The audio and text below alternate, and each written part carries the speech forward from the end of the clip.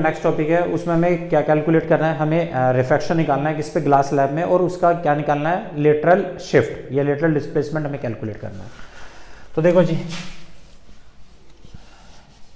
Refraction through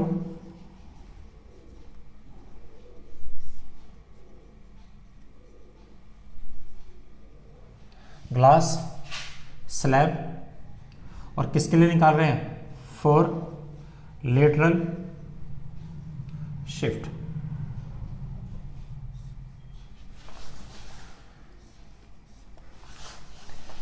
ये एक glass slab है suppose to B,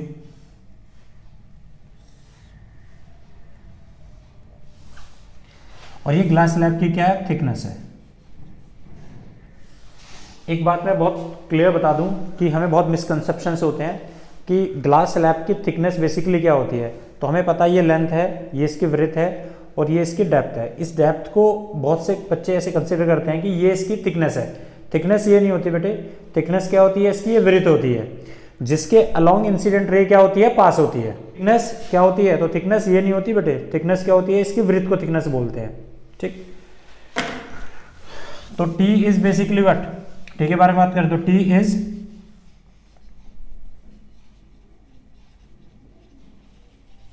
thickness of glass slab. ठीक, यहां से एक लाइट इंसिडेंट होती है Deepanshu, this is the light, ये लाइट यहां से इंसिडेंट हो रही है। जब कोई लाइट इंसिडेंट होती है किसी ग्लास सरफेस पे तो उसके साथ जो एंगल बनता है उसे क्या कहते हैं, एंगल ऑफ इंसिडेंस। ये मीडियम कौन सा हमारा, ये मीडियम फर्स्ट है और ये मीडियम सेकंड है।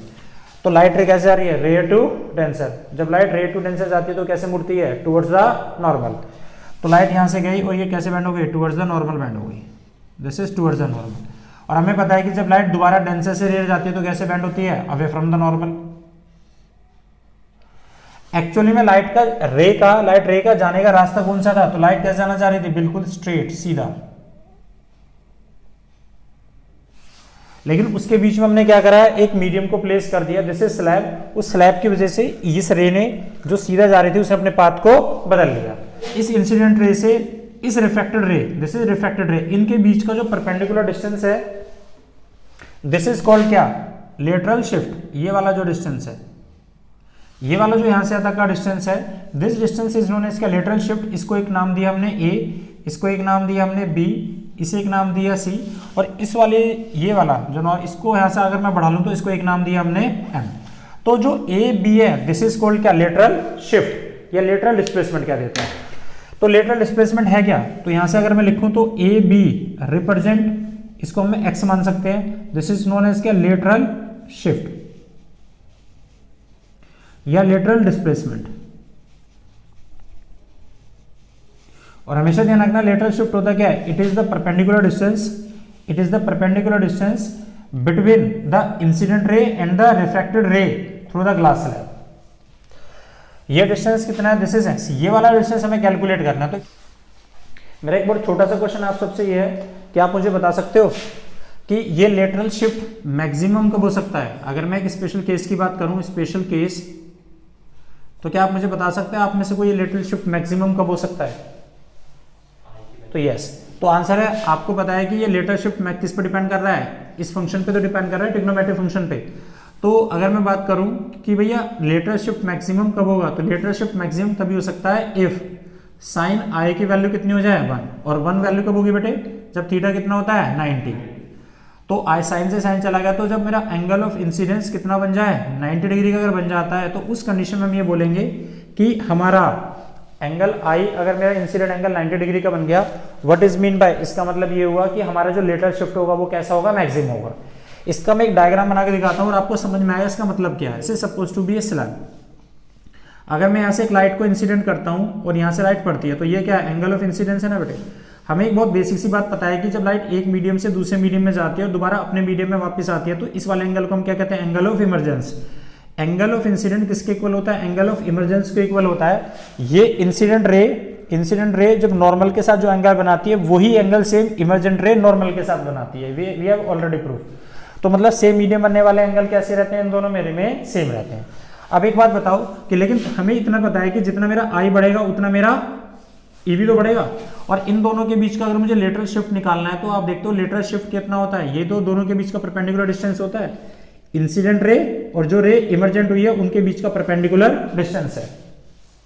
ठीक, अब एक बात थोड़ा सा ध्यान से देखना है इसमें कि अगर मैं तुमसे कहता हूं कि ये मेरी स्लैब है, this is suppose to be a slab, और ये एक नॉर्मल है, ये बहुत क्वेश्चन हम देख तो लेते हैं इसको कि इसका मतलब क्या है। आई पे अगर मेरा इंसिडेंट एंगल 90 हो गया तो मेरे इनके बीच का डिस्टेंस कितना हो जाएगा, तो मेरा जो मैक्सिमम, ये क्या थिकनेस ऑफ स्लैब, तो हमें ये पता है कि अगर मेरा एंगल ऑफ इंसिडेंट अगर 90 डिग्री का हो गया तो उस कंडीशन में मेरा शिफ्ट कैसा होगा, मैक्सिमम, लेकिन कितना होगा, तो यहां पर अगर मैं आई की वैल्यू 90 पुट कर दूं तो साइन 90 की वैल्यू कितनी होती है बेटे, तो आंसर है साइन 90 की वैल्यू होती है 1 और कोस 90 की वैल्यू कितनी होती है 0, तो इसका मतलब ये पूरी वैल्यू तो 0 हो गई, तो इसका मतलब मेरा जो मैक्सिमम डिस्प्लेसमेंट है एक्स वो कितना बचेगा, मिलेगा मुझे, इज इक्वल टू टी। तो इसका मतलब मैक्सिमम जो लेटर शिफ्ट हो सकता है वो थीटा कितने पे मिलता है, 90 डिग्री पे मिलता है। अगर मेरी इंसिडेंट एंगल 90 डिग्री का है तो उस कंडीशन में मुझे लेटरल शिफ्ट मैक्सिमम कितना मिल सकता है, थिकनेस ऑफ स्लैब के इक्वल मिल सकता है। और उसी को हम समझने की कोशिश कर रहे हैं कि अगर एंगल 90 हो जाए तो मेरा मैक्सिमम लेटरल जो शिफ्ट होता है वो टी के बराबर कैसे हो जाता है। तो देखना दीपांशु, यहां से अगर एक लाइट पड़े, this is suppose to be normal, ये एक सरफेस थी, ये ग्लास स्लैब है और ये एक नॉर्मल है। अगर मैं आपसे बोलता हूँ एक लाइट यहाँ पर इंसिडेंट कर रही है तो ये एंगल ऑफ इंसिडेंट जितना बढ़ेगा उतना एंगल ऑफ इमर्जेंट भी बढ़ेगा। अब इस एंगल को अगर मैं बढ़ाता चला जाऊंगा तो हम क्या देखेंगे, हम ये देखते हैं हमारा ये वाला जो एंगल है, अगर मैं इसको बढ़ाऊंगा तो ये भी बढ़ेगा। इधर देखिए, अगर मेरा एंगल नॉर्मल के साथ यहाँ से बढ़ेगा तो ये एंगल भी तो बढ़ता चला जाएगा, बढ़ रहा है, देखो यहाँ से बढ़ता जा रहा है, बढ़ रहा है, तो ये तो हो जाएगा। अब ये इंसिडेंट रे है, ये तो इंसिडेंट रे और ये इमर्जेंट रे है, इनके बीच का डिस्टेंस कितना रह गया, ये तो इन दोनों के बीच का डिस्टेंस जो क्या है, थिकनेस ऑफ स्लैब है। शुड आई रिपीट, फिर से देखिए, ये मेरा इंसिडेंट एंगल है, this is the incident angle, और ये क्या है मेरा इमर्जेंट एंगल जो नॉर्मल के साथ बना है। और हमें पता है जितना इंसिडेंट एंगल बढ़ेगा उतना इमर्जेंट एंगल भी बनेगा, और जो हमारा लेटरल डिस्प्लेसमेंट होता है वो किसके बीच का होता है, तो आंसर है it is the perpendicular distance between the incident ray and the emergent ray. इन दोनों के बीच का ही तो एंगल होता है, इन दोनों के बीच का ही तो परपेंडिकुलर डिस्टेंस होता है। तो अभी देखिए, अगर मैं इसका इंसिडेंट एंगल को बढ़ाऊंगा तो इमर्जेंट एंगल भी बढ़ता जा रहा है, नॉर्मल के साथ बढ़ रहा है। और अगर मेरा इंसिडेंट एंगल कितना हो गया 90, यहाँ पे गौर करिए, इंसिडेंट एंगल नॉर्मल के साथ एंगल कितना बना रहा है 90, तो ये वाली जो रिफ्रैक्टेड रे है, ये वाली रिफ्रैक्टेड रे, ये इसके साथ, ये इस नॉर्मल के साथ अब कितना एंगल बनाएगी, ये भी 90 बनाएगी। लेकिन इस इंसिडेंट रे और इस रिफ्रैक्टेड रे जो इमर्जेंट रे है, इनके बीच का जो परपेंडिकुलर डिस्टेंस है वो किसके इक्वल हो गया, थिकनेस ऑफ स्लैब के तो इक्वल हो गया। ये इसका मतलब होता है। तो इसका मतलब ये हुआ, इस नॉर्मल के साथ अगर मैं एक लाइट को ऐसा इंसिडेंट करूं, दिस इज द इंसिडेंट रे, ये हमारी इंसिडेंट रे है यहाँ से, तो मेरा यहाँ से एंगल आई कितना हो गया 90 हो गया। तो हम ये देखते हैं कि यहाँ पर ये इस वाले मीडियम में जो हमारी रिफ्रैक्टेड इमर्जेंट रे थी वो इमर्जेंट रे भी कैसे हो जाती है, ऐसी। ये कौन सी है, इमर्जेंट रे, ये कौन सी रे है, इंसिडेंट रे, और ये वाली कौन सी बेटे, इमर्जेंट रे। अब ये वाला एंगल मेरा कितना हो गया, ई भी कितना हो गया 90 हो गया। उस कंडीशन में इन दोनों के बीच में इंसिडेंट रे और ये वाली हमारी जो रे है, दिस इज इमर्जेंट रे, इन दोनों के बीच का परपेंडिकुलर डिस्टेंस कितना होगा, तो आंसर है इन दोनों के बीच का परपेंडिकुलर डिस्टेंस ये होगा।